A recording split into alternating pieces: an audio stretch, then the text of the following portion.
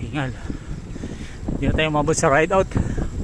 So 5:55 tayo nakarating sa BSP. Wala na sila doon, nakahali na daw. So humabol lang tayo lamag-lamag.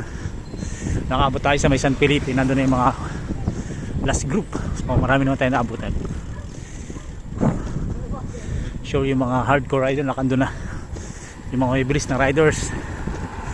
Ito yung mga relax. Ito sa Pacol area.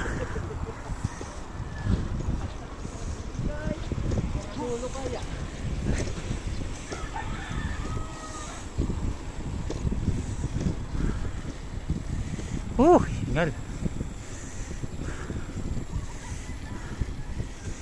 May energy.